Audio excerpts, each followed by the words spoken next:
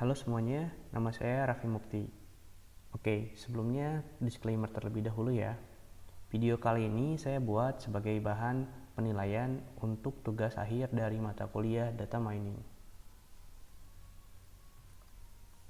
Oke, di sini saya ingin membahas mengenai K-means clustering. Nah, K-means clustering merupakan sebuah metode data mining yang melakukan proses pemodelan tanpa supervisi, atau juga merupakan salah satu metode yang melakukan pengelompokan data dengan sistem partisi. Nah, ada dua jenis data clustering atau pengelompokan data. Yang pertama adalah hierarchical dan juga non-hierarchical. K-means ini termasuk pada jenis non-hierarchical atau partitional clustering. K-means clustering berusaha mengelompokkan data yang ada ke dalam beberapa kelompok. Satu kelompok mempunyai karakteristik data yang sama satu sama lain dan juga berbeda dengan data yang ada pada kelompok lain. Nah, metode K-means clustering ini intinya bertujuan untuk meminimalisasikan objective function yang diset dalam proses clustering. Oke, distance space. Nah, apa itu distance space? Distance space merupakan perhitungan jarak antara data. Secara umum, distance space yang sering digunakan pada K-means clustering adalah Manhattan dan juga Euclidean. Euclidean sering digunakan karena penghitungan jarak dalam distance space ini merupakan jarak terpendek yang bisa didapatkan antara dua titik yang diperhitungkan. Kemudian ada Manhattan. Manhattan sering digunakan karena kemampuannya dalam mendeteksi keadaan khusus seperti keberadaan outliers dengan lebih baik. Oke, algoritma K-means clustering. Nah, algoritma K-means clustering itu sendiri ada beberapa tahap. Pertama, kita harus menentukan jumlah cluster. Kemudian kita harus mengalokasikan data ke dalam cluster secara random. Kemudian kita harus menghitung rata-rata ataupun centroid dari data yang ada pada masing-masing cluster. Kemudian setelahnya kita alokasikan masing-masing data ke rata-rata terdekat. Nah, kita kembali lagi nih ke step 3. Apabila masih ada data yang berpindah cluster atau apabila perubahan nilai centroid ada yang di atas nilai threshold yang ditentukan atau apabila perubahan nilai pada objective function yang digunakan di atas nilai threshold yang ditentukan. Oke, ini adalah ilustrasi dari algoritma K-means clustering. Kurang lebih seperti ini, kita menentukan dulu key object atau key object sebagai initial cluster.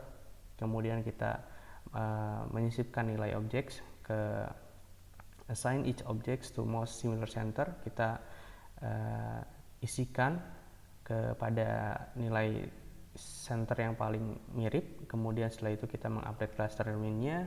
Kemudian kita melakukan reassign lagi, kita update lagi sampai dengan hasilnya sesuai atau tidak ada lagi yang harus dikelompokkan. Oke, nah sebelumnya K-means clustering itu juga ada pada aplikasi yang bernama WK.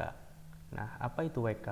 Nah, WK merupakan perangkat lunak open source yang memiliki banyak algoritma machine learning untuk keperluan data mining. WK juga memiliki banyak tools untuk pengolahan data, mulai dari pre-processing, classification, regression, clustering, association rules, dan juga visualization. Nah, hal itu semua diperlukan untuk keperluan data mining. Salah satu di antaranya adalah tools clustering. Oke, ini merupakan tampilan awal dari aplikasi WK. Oke, di sini saya tidak akan membahas mengenai instalasi aplikasi WK ya. Jadi kita akan coba menggunakan aplikasi WK ini untuk studi kasus dari data yang kita punya dengan menggunakan algoritma simple K-means ataupun K-means, dan kita akan coba olah menggunakan WK ini. Oke, sebelumnya saya menggunakan sistem operasi Ubuntu. Di sini saya sudah buka aplikasinya. Oke, saya tidak akan menjelaskan mengenai apa saja fungsi ataupun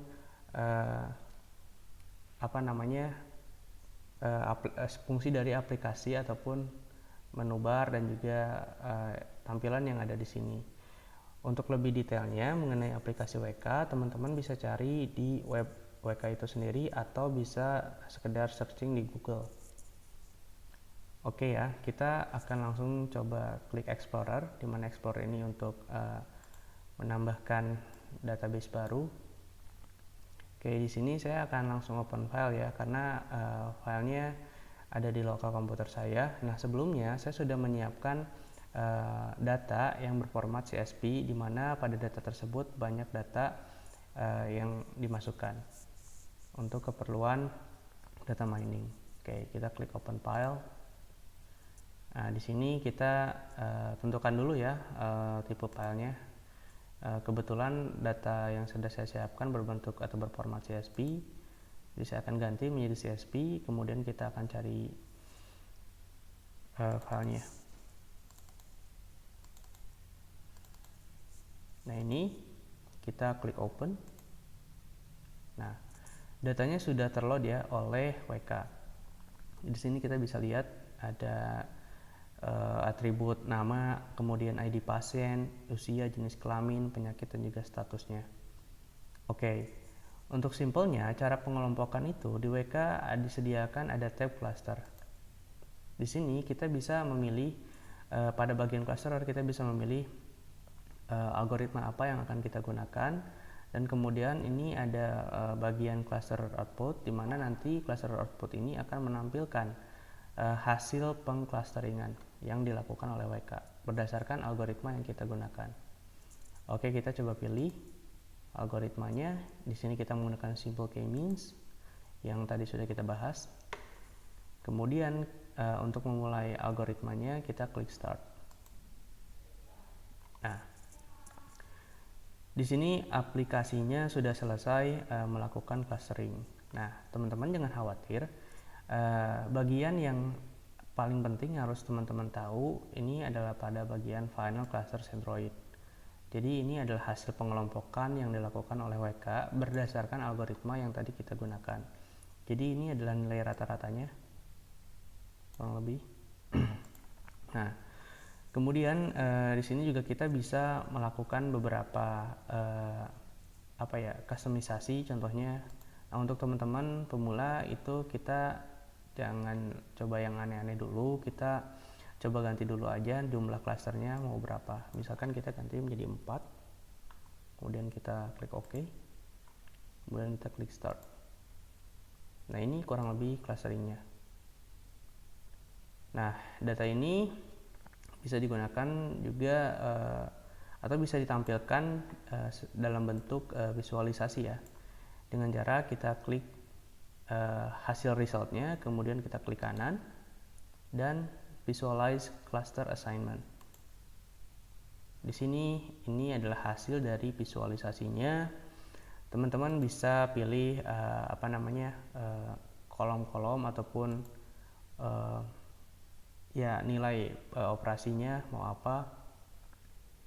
Nah, di sini kita tinggal bisa klik open ataupun save ya untuk menyimpan visualisasi ini.